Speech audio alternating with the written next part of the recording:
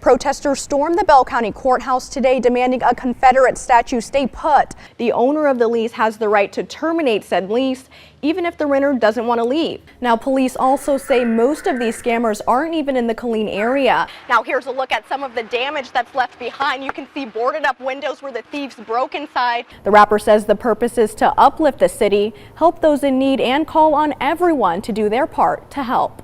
President Trump took his message directly to supporters in Florida, where he held a rally today. No criminal charges will be filed against a sheriff's deputy who punched a man multiple times during a traffic stop.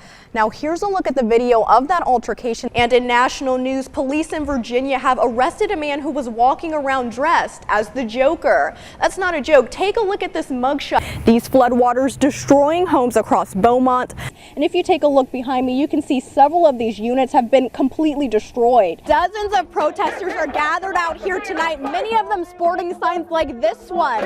Yeah, if you're just tuning in, I've been talking about how excited I am to go shopping when we get off air, and now I'm hearing there's rain. It's what we've all been waiting for. The time has arrived. April the giraffe gave birth to her baby calf earlier today at a New York zoo. Out of breaking news out of Temple, crews are currently working to restore water to people in the area. So community members took to Facebook, where they created videos calling for change. This is what people have been doing all day long, folding clothes, packing needed items.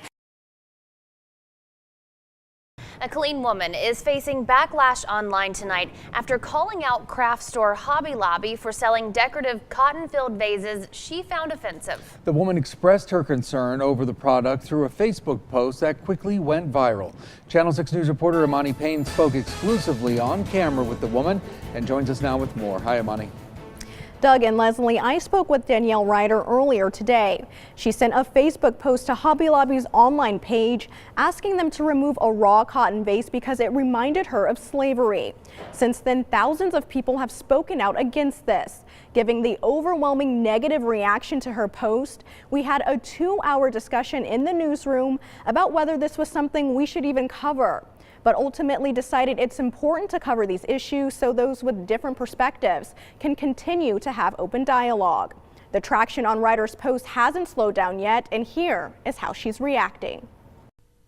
Cotton controversy in Killeen. This picture posted by Killeen resident Danielle Ryder after she visited the city's Hobby Lobby. The caption reading, "This decor is wrong on so many levels. There is nothing decorative about raw cotton, a commodity which was gained at the expense of African American slaves. A little sensitivity goes a long way. Please remove this decor." In a sit-down interview today, she explains why she's offended. It doesn't represent a decoration to me. It represents a time of oppression for my people.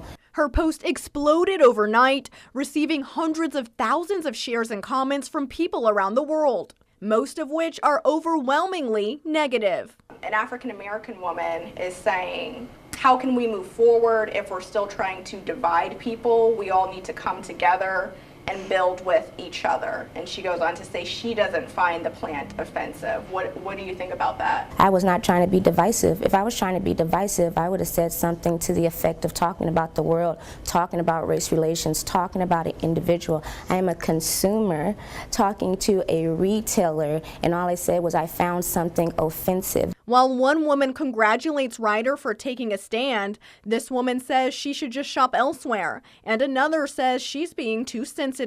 And much of the comments echo the latter. Shoppers at the Hobby Lobby in question have mixed reactions too.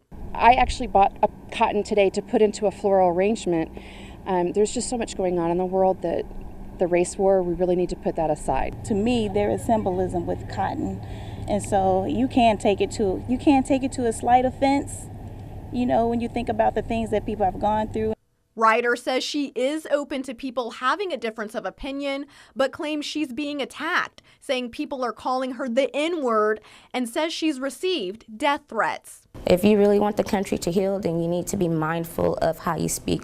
Words have power. It's no longer about the raw cotton. The cotton is off the shelf and racism remains there. According to Hobby Lobby's website, the cotton vase is being sold for $15 with the caption "Go Natural in Your Decor" theme with hints of the great outdoors. The craft store also sells cotton wreaths, and so does well-known shopping destinations Magnolia Market and Kirkland's. I wasn't aware that they had it. If they have raw cotton, I think they should take it off the shelves too. It's not decorative.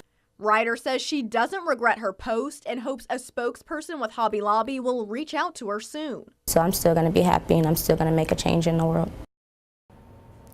We reached out to Hobby Lobby multiple times over a 2-day span and have yet to hear back. At this point, Ryder does not plan to continue shopping at the store. If you'd like to view the entire interview with Ryder and hear all of our questions and her responses, visit our website. That's KCENTV.com. Doug and Leslie.